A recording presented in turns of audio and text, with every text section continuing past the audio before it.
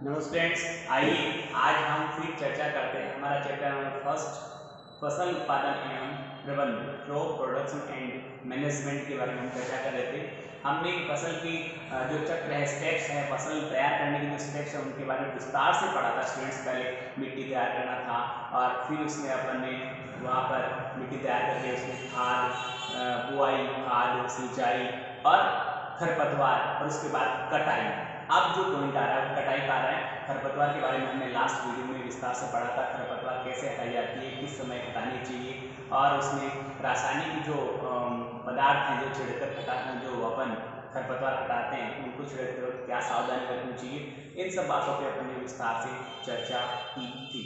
आज स्टूडेंट देखिए हम पढ़ेंगे कटाई। देखिए स्टूडेंट्स, मैं आपको बताऊँ, कटाई का जो समय आता है वो किसान के लिए पर्व होता है, हर्षोल्लास का समय होता है, क्योंकि पूरे वर्ष पर्यंत और पूरे जो सीजन में उसने पूरी जो मतलब ऋतु आई थी उसमें जो मेहनत की है उसका प्रतिफल उसको मिलने वाला है। और हर किसान की उम्मीद होती है कि अब फसल की कटाई हो रही है और कटाई होते ही मैं कुछ दिनों बाद फसल को अच्छी तरह से अनाज एकत्रित करूँगा और फिर उसको मैं बाजार में बेचूंगा और मेरी सारी आवश्यकताएं उन पैसों से पूरी करूंगा जो उसको बेचने से मुझे प्राप्त होगी।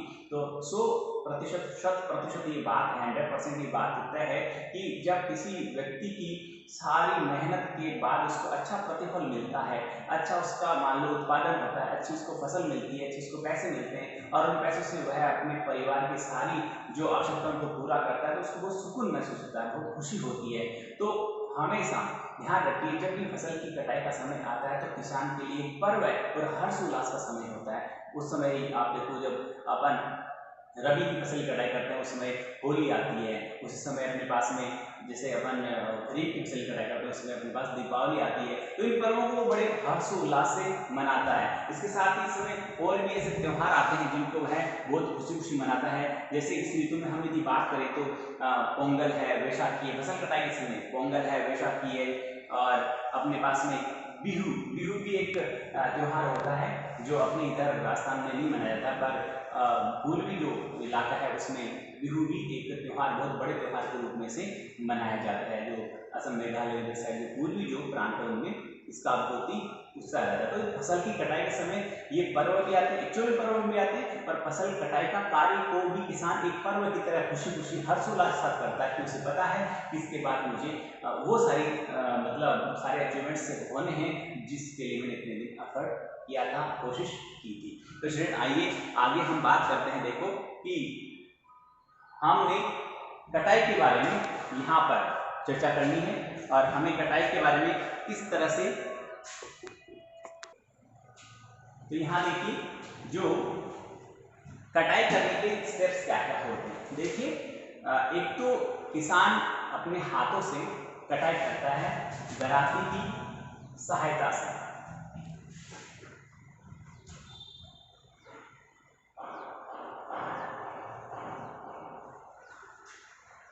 दराती देखिए कि आपने दराती इस तरह का सब होता है, यहाँ पर इसका हैंडल लगा होता है, ऐसे घूम के आता है और ये घूम के जाएगा और फिर यहाँ इसका बड़ा सा हैंडल होता है, यहाँ इसके मतलब से धार डालने के लिए और बने होते हैं और यहाँ इसका पकड़ने का होता है। इसकी सहायता से भी वो अच्छी तरह से क्या करता है, फसल की कटाई करता है। नाम क्या, दराती। हाथ से ऐसे पकड़ के फसल को जमीन के पास से काट लेता है। या फिर कुछ किसान क्या करते हैं, यदि मिट्टी पोली हो, नमी हो तो फसल की पौधों को उखाड़ कर भी कटाई के मतलब उसको एकत्रित करते हैं।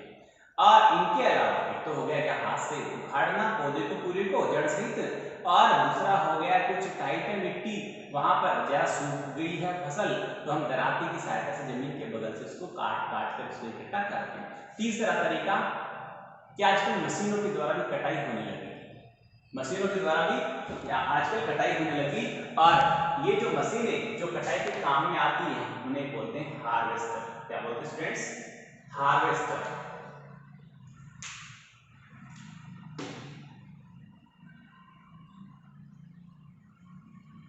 देखिए देखिए कि आपने ऐसे तो मान लो अपने इधर राजस्थान के खेतों में कम ही उसको काम में लेते हैं। उसका रीजन ये रहता है कि यहाँ पर खेत है वो समतल नहीं है, प्लस छोटे खेत हैं। जहाँ पर बड़े पैमाने पर खेती होती है, बहुत बड़े बड़े खेत होते हैं, वहाँ पर क्या करते हैं कि हार्वेस्टर की सहायता से ही उस फसल की कटाई करते हैं। तो स्टूडेंट्स, मशीन के द्वारा फसल को काटना, एक मशीन का उपयोग करना, इसे बोलते हैं, मशीन को हार्वेस्टर कहा जाता है। आगे देखिए, इसके बाद जब फसल की कटाई होती है, जब फसल की कटाई हो जाती है तो उसके बाद फसल के में अनाज के जो दाने हैं उनको उस मतलब तिनकों से अलग करना, वो भी एक कटाई के साथ ही होने वाला कार्य है। वो क्या है स्टूडेंट्स, उसे कहते हैं हम थ्रेसिंग। फसल के दानों को, अनाज के दानों को उस फसल के जो भूसा है, चारा है, या फिर फसल के जो पत्ते हैं, तो या उसका जो मतलब फसल के जो ये कह सकते हैं अपन पत्ते या उनके जो पौधों के तने हैं उनसे अलग करना, पत्तियों से उनकी मतलब हो सकता है वहाँ पर ऐसी हो कि कुछ जो बीज हैं वो फली में हो, तो उन सबको उनसे अलग करना थ्रेसिंग कहलाता है।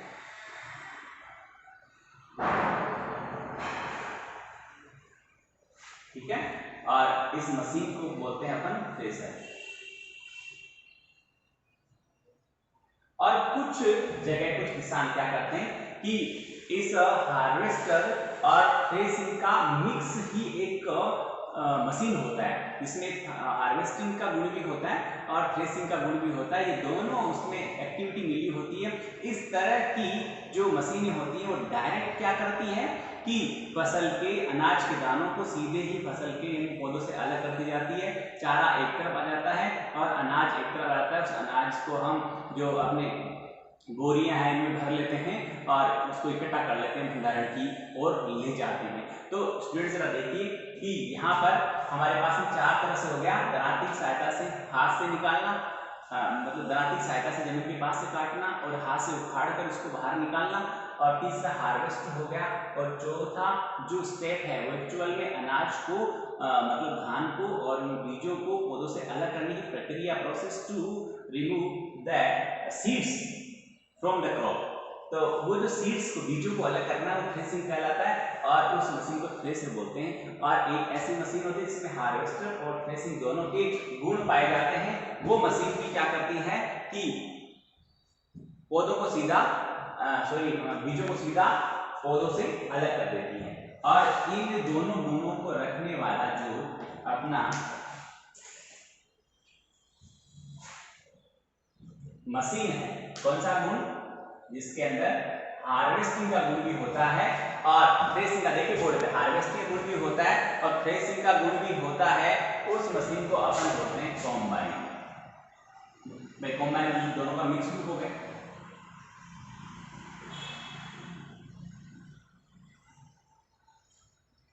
इसमें हार्वेस्ट वाला गुण यानी कटाई वाला गुण भी होता है और उन बीजों को, सीड्स को उन पौधों से अलग करने का गुण भी इसमें पाया जाता है। तो देखिए स्टूडेंट्स, इस प्रकार ये हमारी कटाई का कार्य पूरा हो गया।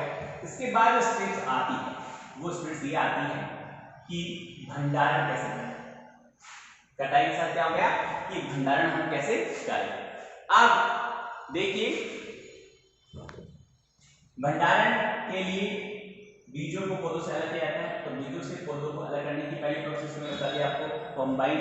और दूसरा क्या होता है कि जहाँ छोटी खेती होती है, जहाँ किसान, छोटे किसान होते हैं जिनके पास जमीन कम होती है, वो क्या उन पौधों को पटक कर और फटक के और उनमें से क्या करते हैं, बीजों को अलग करते हैं। ऐसी मशीन आती है, देखिए स्टूडेंट्स बोर्ड पे, कि ऐसी मशीन आती है जो क्या करती है, उन बीजों को पौधों से अलग करने का काम करती है और किसान क्या करता है, उन दानों को फटक कर मतलब विनोइंग, नाम है उसका विनोइंग, फटक कर मतलब विनोइंग, ऐसे मतलब फटक कर मशीन आती है इसमें, मतलब फटकना मतलब उनको ऐसे झाड़ने से फूस है वो कचरा, मतलब जो चारा है वो अलग हो जाएगा और अनाज है वो अलग हो जाएगा, उसको बोलते हैं फटक कर या विनोइंग।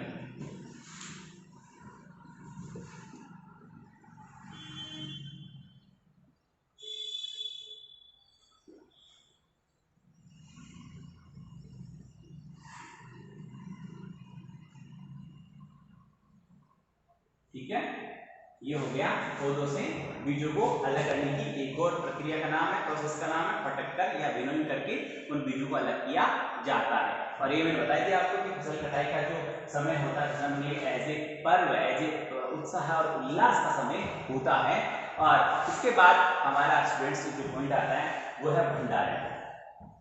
तो देखो मैं ही लिखता हूँ, इसके बाद जो शब्द है हमारा भंडारण। और भंडारण के लिए मैं आपको बताना चाहूंगा कि हम फसल की कटाई के बाद उन्हें जूट के बोरों में, ठीक है, या जूट की जो बोरियां होती हैं उनमें भरकर, या फिर आजकल एक और पद्धति है कि जूट की बोरियों में हम अनाज का भंडारण करते हैं।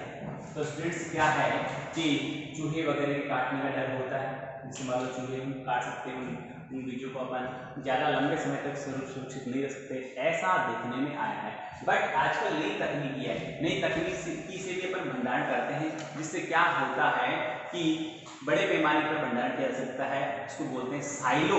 क्या बोलते हैं? साइलो, यानी भंडार साइलो होता है या भंडार गृह बोलते हैं। तो साइलो में क्या होता है, अनाज भंडार जो साइलो में इस तरह की तकनीक होती है कि वहाँ पर जो बीज इकट्ठे किए जाते हैं, जो अपन फसल या अनाज इकट्ठा किया जाता है, उसमें क्या होता है स्टूडेंट्स की नमी नहीं होती है, वहाँ पर चूहे नहीं लगते हैं, उनमें कीड़े वगैरह नहीं लगते हैं, तो काफ़ी लंबे समय तक वहाँ पर भंडारण सुरक्षित रह सकता है। भंडारण गृह का साइलो, साइलो बोलते हैं इसको।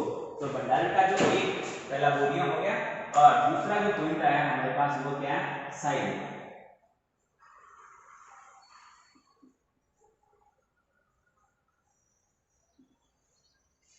ठीक है।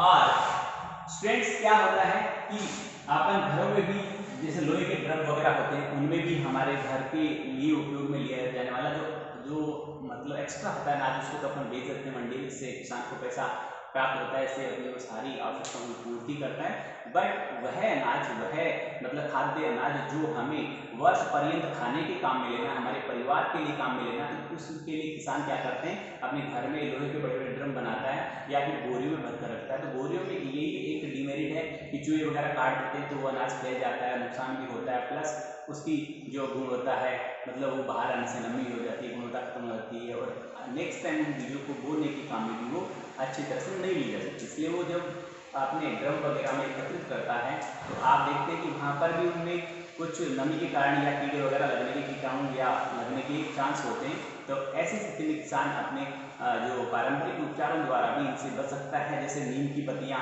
उसमें पहले सबसे पहले देखो भंडारण के लिए अच्छा भंडारण कैसे होता है उसको मैं आपको एक्सप्लेन करता हूँ। किसान सबसे पहले क्या करेगा भंडारण के लिए कि अनाज निकलने के बाद उसको आराम से धूप में सुखाएगा।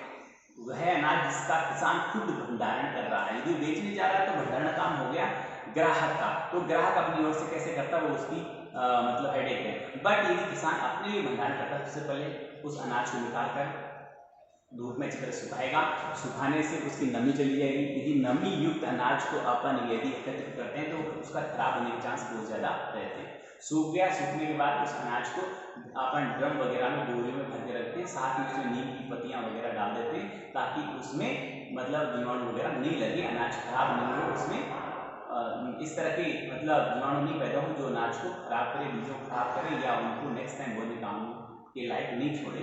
तो हम उसमें क्या करेंगे, अच्छी तरह पहले उसको सुखाएंगे, सुखाने के बाद ड्रम में भरते जाएंगे, थोड़ा अपने अनाज डाला, फिर थोड़ी पत्तियां डाली, फिर अनाज डाला, थोड़ी पत्तियां डाली, बीच बीच में से पत्तियां डालते रहेंगे। किसकी? नीम की पत्तियां, और वो पत्तियां भी सूखी हुई होनी चाहिए, उनमें भी नमी नहीं होनी चाहिए। हरी पत्तियां मत डालना, उससे क्या होता है हरी पत्तियां आप डालोगे तो उस अनाज है वो उनकी नमी को सूख देगा, तो बीज के खराब होने के चांस रहते हैं। पत्तियां सूखी होनी चाहिए और सुखाकर पत्तियों को उसमें डालो, तो थोड़ा थोड़ा अनाज डालो, उसमें थोड़ी पत्तियां डालो, इस तरह से अपन पूरा ड्रम भर के रख देंगे तो वह हमारे लिए मतलब अच्छी तरह से रहेगा, सुरक्षित रहेगा, कीड़े वगैरह उसमें नहीं लगेंगे और आगे अपन लंबे समय तक उसको उपयोग कर सकते हैं। स्टूडेंट्स, रखरखाव के लिए कुछ रासायनिक पदार्थ भी आते हैं जिनको उन अनाज में रखने से क्या होते हैं, उसमें कीड़े वगैरह नहीं लगते हैं। बट उसको उपयोग करते समय सावधान रखनी है कि जो हमने वहाँ पर दवाई रखी थी वो अपन यूज लेते हैं, काम में लेते हैं, उसको अलग करना है और उस अनाज उस तरह धोना है, धोकर सुखाना है, उसके बाद हम उसे काम में ले, सीधा उसको काम में नहीं लें। इस बातों का ध्यान रखें, सुरक्षा रखें, सुरक्षित रहें। बहुत बहुत धन्यवाद, थैंक यू। होमवर्क सबका जरूर होना चाहिए। नमस्ते फ्रेंड्स, आइए आज हम फिर चर्चा करते हैं हमारा चैप्टर नंबर 13 वेक्टर की बात करें। स्टूडेंट्स, हमने पढ़ा था कि वेक्टर क्या होता है, सदिश क्या होता है और सदिश के प्रकार कौन कौन से होते हैं, दो बिंदुओं को मिलाने पर सदिश कैसे प्राप्त होता है और दो बिंदुओं को मिलाने वाला जिस रेखाखंड को किस प्रकार से निरूपित करते हैं, क्या उसकी प्रॉपर्टीज होती है, ये सारी बातें हमने स्टूडेंट्स पढ़ी थी। आप देखिए स्टूडेंट्स, हम बात करते हैं कि